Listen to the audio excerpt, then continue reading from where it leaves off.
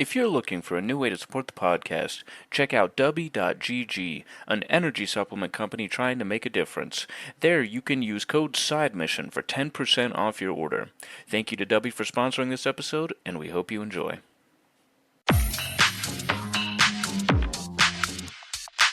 Welcome into the newest episode of Side Mission. I, like always, am your host, Rusty Ellis, joined by the boys, Kyle Lynch and Matt Beck. And today, we're talking about a game that, unfortunately, is going to fall into the category of games that have a great demo to get you hyped up, and then, unfortunately, the full release does not live up to that demo. We are talking about Stellar Blade. And I'm going to go ahead and get out in front of it, because I know that it's going to come up at some point, or I was expecting it to come up at some point. If you are one of those people that you are out there bitching and moaning about this game and you are claiming that it is quote-unquote censored, I'm begging you to please go have sex with a woman. I'm begging you. Please, for the love of God, go talk to a female, because there's no way you're thirsting over this game that much. Anyways, now that we've gotten that out of the way, I was really hoping you both would laugh at that. I'm not going to lie. Maybe it wasn't that funny. But anyways, we're talking about Stellar Blade. And guys, I think we can all agree we were all pretty excited for this game. When you talk about the demo I thought was really good. It's pretty much the opening area of this game and the tutorial and the opening first level of the game. And the demo was really good. And I think that the demo highlights a very key positive that you talked about, Matt. I feel like when this game is linear, it shines. It's a really, really good game when it's linear. The level design is top-notch. The enemy placement feels really, really good. It feels like, as a whole, Matt, again, when the game is linear, it's really damn good. Yeah, when you get started off in the first area, I was hooked. I loved the atmosphere, just the raining down on this like apocalyptic ruined city. And then as you're just proceeding throughout the level, and the enemy types called Natibas, I think are really well designed. I really liked the ones that are very like statuesque, and as you get close, they come to life, and then they just deal a bunch of damage to you.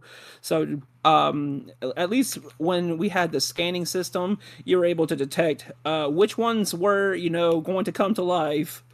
And I definitely felt like that as you are going throughout this level, I like that it just opens up a little bit more and more and gives you more room to explore, and then eventually you get to a part where you're just kind of like scaling up like these old ruined buildings, just eventually getting yourself up to close to where the end of the game gets to when you get to the parking garage. I like that little area too, especially when you have to find a passcode to get through this closed gate. So you dive under the water and you find a body that has the passcode. Little things like that I love in games, and they did quite a bit. Just even finding like bodies scattered throughout the level that have just like these notes and goes into the lore. And Rusty, you know all about lore, bro. That's the thing about lore, is everywhere. uh and I like the leveling up system as well. I'll get a little bit more into that, especially because the combat works really well with it. And just getting through this level, and the music, man, it's really good. Just the soft, subtle, like angelic music playing. No, I don't know what it's saying because I'm pretty sure it's Korean, but it was sketchy. And then And we heard a lot of it. we absolutely did. I also like the fact that the save points are just like these little lounges with like a chair to sit on. It's very in line with the style and humor of this game. Yeah, I think that the game right at the gate does a really good job of setting up the world. In fact, I said this. I thought that the opening level, it kind of had the same aesthetic and the same vibe as Stray. And kind of the world of Stray. I just felt like they were like, if you told me those games took place in the same universe, I would have believed it. And I really liked that vibe. I like that aesthetic. I think that that's one thing that works in this game really well is the environment, is kind of the atmosphere, because it feels like while you're in different areas, it very much does feel like a world that has fallen. And I like that. I like that it captures that kind of dread and kind of that hopelessness very, very well, especially in those earlier areas. Kyle, another thing that I felt carried over from the demo and was really strong in this game, the combat. It's really good. It's really tight. And it feels like it takes you a minute to master it, but when you do, you're able to pull off some really sick combos. Yes, and you want to know why the combat works so well in the linear areas? Because unlike the big areas, you're not getting just mollywopped by 15 enemies. Sometimes, literally, there's just that many enemies. Linear areas, there's not so many enemies, and you can really shine with all the different combos and special moves they allow you to do, especially once you unlock, like, the beta skills, the burst skills, you start upgrading them. That shit's a lot of fun. And when it's a fair fight, when I'm actually going up against like 3 or 4 enemies, or just 1 or 2 heavy enemies instead of like 3 heavy enemies and 15 small enemies, I think the combat was the highlight of this game. I really, really enjoyed pretty much everything about it. They made the parry window and the perfect dodge window really accessible. Yeah. I mean, in a lot of games, like, they really want you to be almost perfect. And in this game, they opened it up so much that to the point where I was just blocking and perfect parrying because I had gear that I could upgrade and just make the perfect parry easier. There were perks you could get that made the perfect parry, perfect dodge easier.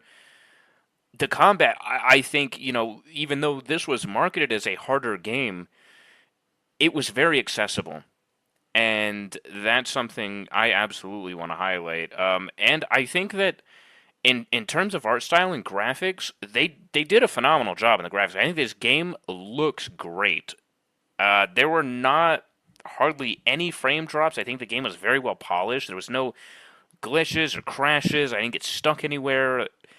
I think that in terms of, really coming out with a game that's not broken, this is something that, especially in this day and age, it's something I'm going to praise.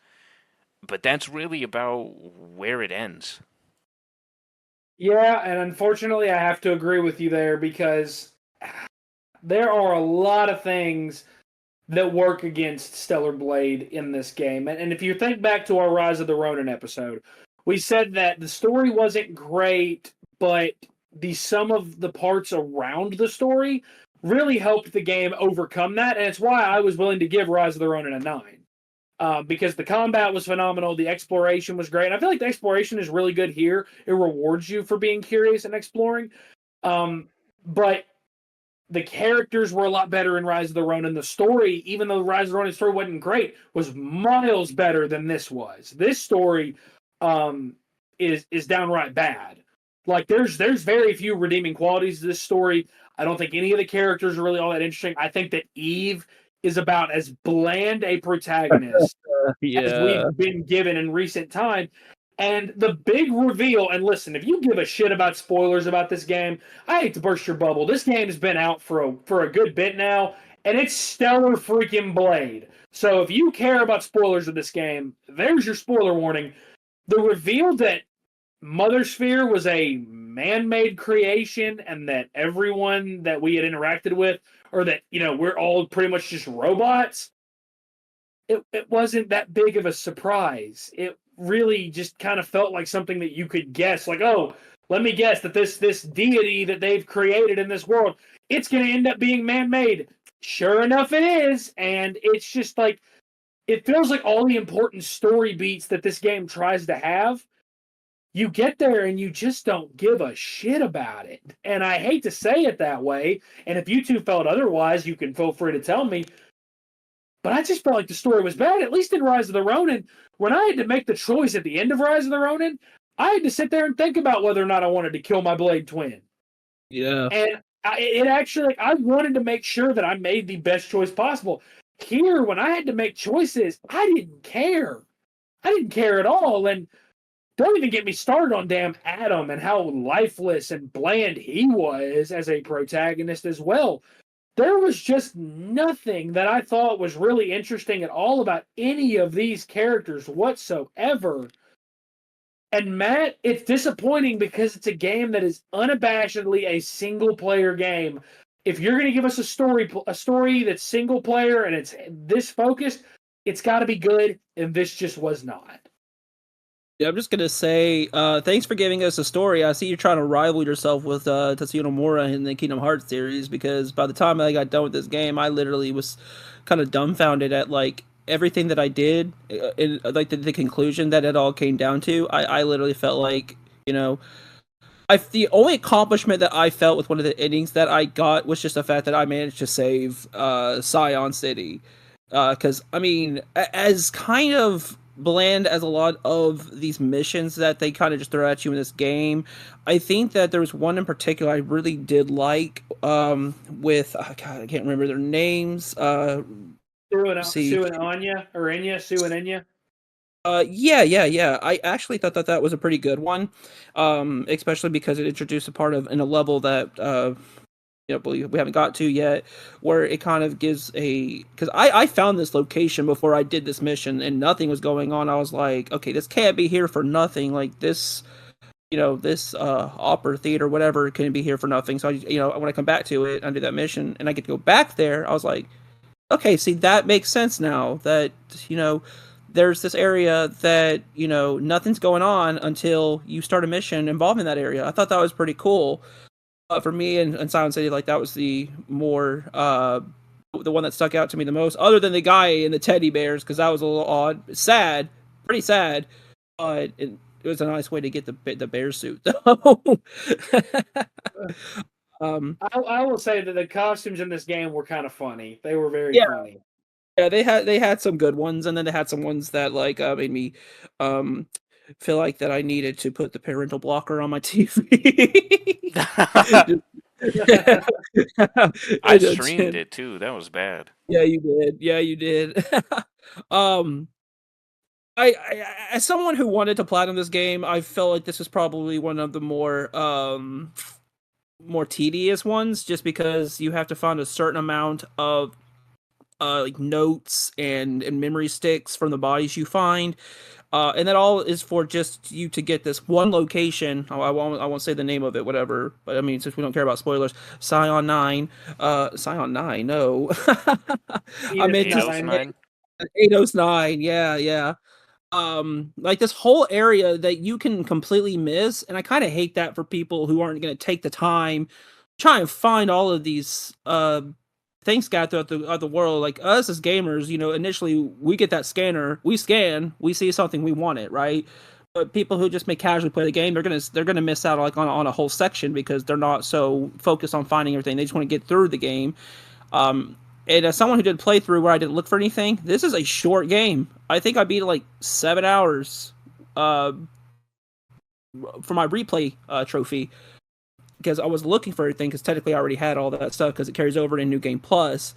Um, it really like puts into perspective just how much padding and filler that the game really adds because by the time I got done with my first playthrough, I was probably about 30 something hours just looking for stuff. And that really hits me. I was like, this game kind of dropped the ball there, honestly. Yeah, you don't realize just how short the story is until you just rush through it. You really don't realize it, and then you think about it, and you're like, oh, I don't have to do all this side stuff in the Great Desert or in the Wasteland because the story didn't really take me there that often.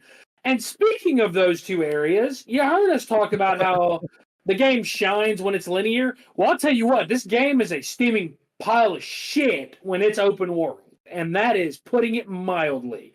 And I think that, Kyle, the big issue that I have here is in Rise of the Ronin, that map was huge, and in each chapter the map was huge.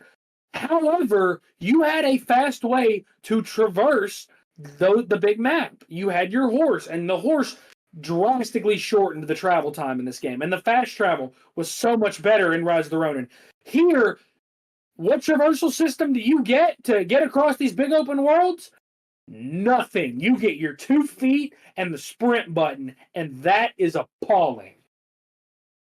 I am tired of games making it to where it's like, oh, you got to go back to this in order to fast travel. We are past that. We should be able to fast travel from wherever in the game once we unlock fast travel points, especially if it's got a map.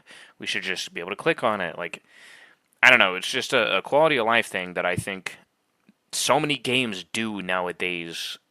It's almost like expected, and I kind of do it made traversing so terrible. The fact that I had to just sprint everywhere, dude. And there were a lot of camps. You couldn't fast travel to every single camp, though. It, And I it think, was well, miserable. I think going forward, like there's a lot of camps, right? But especially think about the Great Desert, Kyle. The placement of some camps was awful. Yeah, There are some stretches where you'll run from one camp to another, and there will be 5 to 10 minutes of gameplay in between.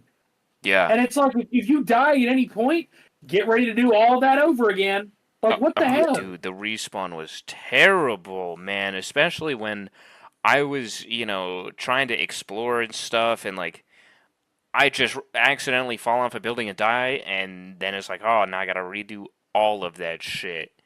Or I'd sink in quicksand and die, and now I gotta redo it again. Um, dude, I really hated all of the side missions. I'm gonna be 100% honest. I think they were all completely worthless outside of the bear one because it gave you the bear costume. Everybody in every side mission was dead. Everybody. Yep. You just, hey, go and find this person. Dead. Doesn't Yeah. matter. It didn't matter who it was.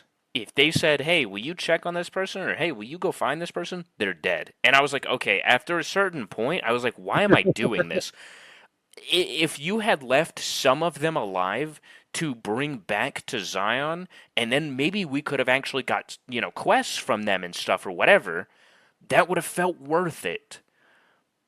But I got really sick and tired of just going to an area to find a memory stick, especially after I got the trophy. I didn't even need them. It was boring, dude. Yeah, like, I that didn't matter to me at all at that point. yeah, at all. I did not like a lot of the side content in this game. The fishing was all right. I wasn't a big fan of it. Um, God, I'm not kidding when I say it stops at the combat. I have nothing to praise. It's just, it was not. I expected so much better after that demo. I expected a game that was going to be almost completely linear, to be honest, and I expected it to have a better story, and it fell flat. And then people got horny on Twitter and really weird about it, and that shit was a big turn off for the game because fans can absolutely ruin shit, and they definitely did for this game because they were just being fucking weird about it, bro. I'm sorry. Like Rusty said in the beginning, y'all gotta chill out. Go touch a woman, please. And then finding out she was an android, that was the biggest slap in the face. I was like, It makes it worse. this was all over that, all over her being an android, bro. Really? Dumb, dude. Like, can we not just have a game where obviously it was made by a Korean studio and they don't have, the same kind of standards that we do here. It's a little bit different over there, so them having more revealing outfits is kind of normal there. And that's okay. Can we not all just be adults and play the game? And if you like it, talk about it. If you don't like it, talk about it. But let's not be weird about it, Right. Yeah, dude. Matt, you said you had something to add?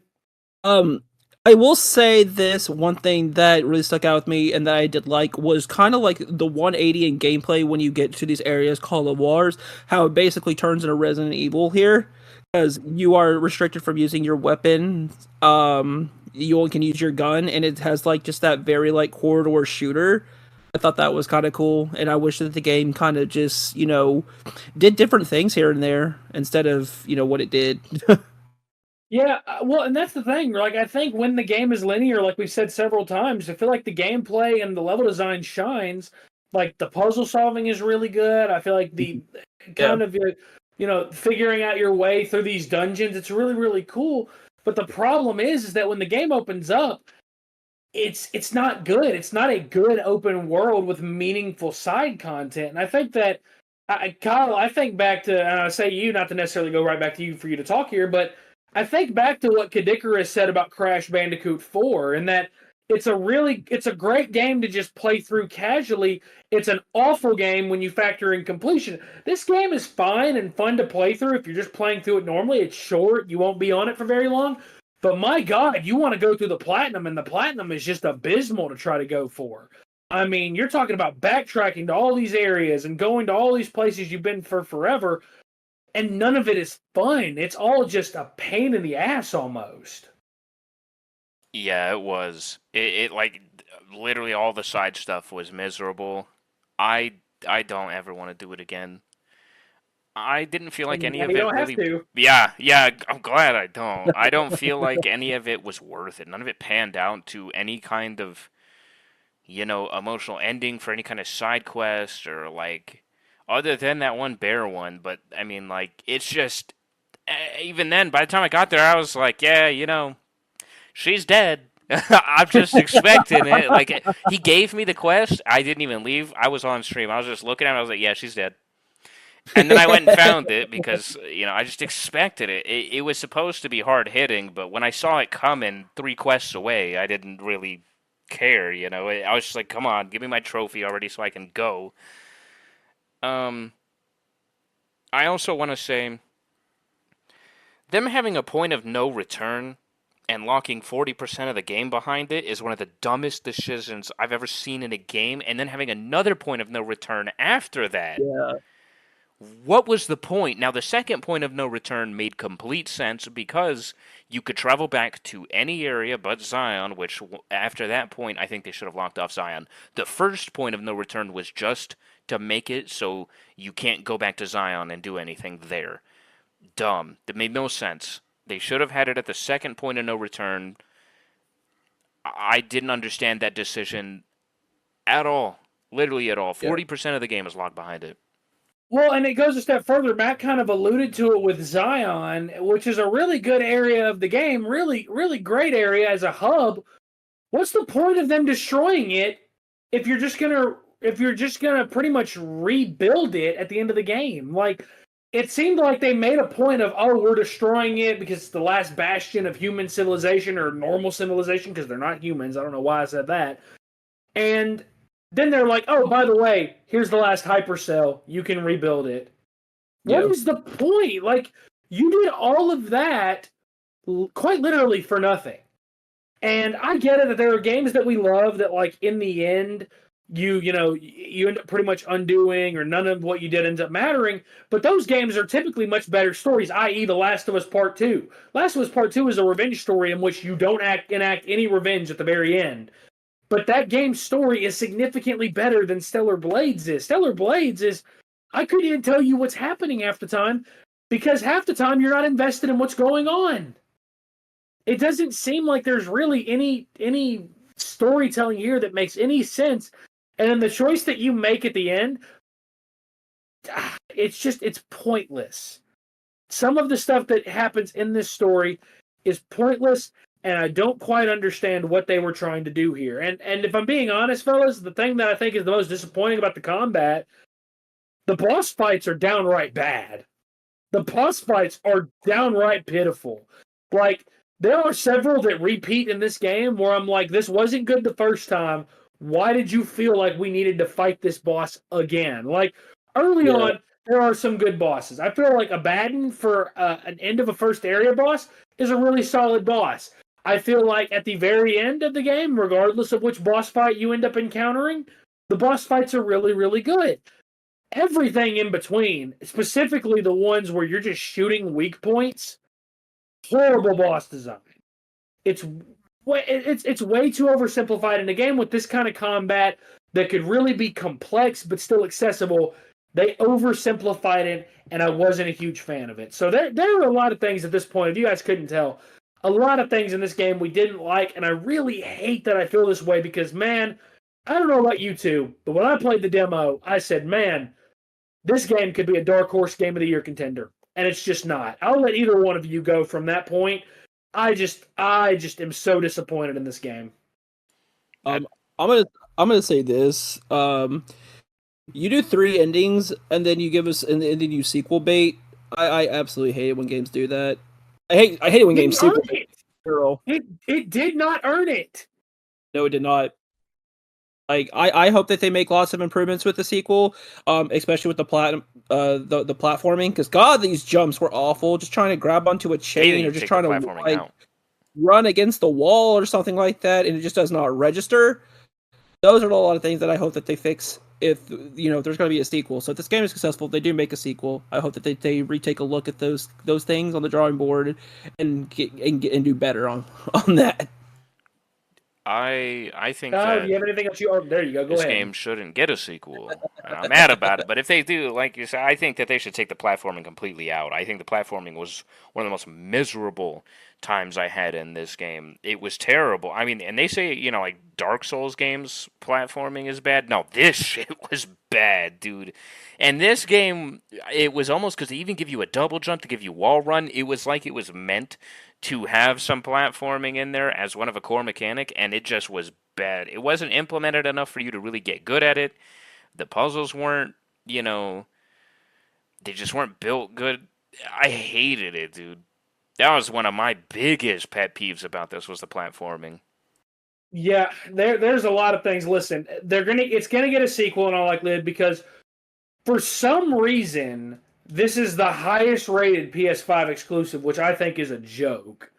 When games like Returnal and Rise of the Ronin, which just came out, and Final Fantasy VII Rebirth and Ratchet and Clank Rift Apart, when games like that exist, and others like Spider-Man 2 as well, when those exist and this is somehow rated higher than all those, I hate it. I hate both sides of the stupid debate for this game. The side that's signing petitions because they think the game was quote unquote censored, and the other side that is just essentially anti-review bombing the game to piss off those people that petitioned it. The gaming discourse on this game is so cooked, and I'm so glad that after this episode, after we finish and we post this episode, I'm so glad that I never have to look at this game again, and I never have to worry about anything else. But if this game gets a sequel, I am begging the devs, please listen to the criticism on this game and fix it. Because in 2024, for some of these things to still be an issue, like Matt, you just messaged us and said, double jumping being a skill that you have to unlock, that's absurd. Please, for the love of God, before I let you two give your closing remarks, devs, I'm begging you, fix these criticisms. Make the sequel better, please. Matt, you can give your closing remark, and then Kyle, I'll let you finish us off from there. Yeah, so I did platinum this game, get all the endings and everything. I will leave it like this. Let's not make any. Don't make the next game such a collectathon. And if you're gonna do so many missions, as Kyle said, maybe could we find somebody alive? Like, I understand the setting, and the majority of the human race is pretty much dead. But like, Jesus Christ, man, it's like what Kyle said, is like, when you get a mission and you gotta find someone, they're gonna be dead. Like, doing side quests should be interesting. It should make me want to do them, and at some point I was only doing them because I felt like that I had to get the better ending here. So just do better on that. My only closing remark is fuck this game. Here he goes. I think it's a great place to wrap this episode. So that is going to do it for this episode of Side Mission. Be sure to follow us on Twitter at Side Mission Pod. You can follow us on Facebook as well at Side Mission Podcast. For the boys, for Kyle, for Matt, I'm Rusty. Thanks for listening.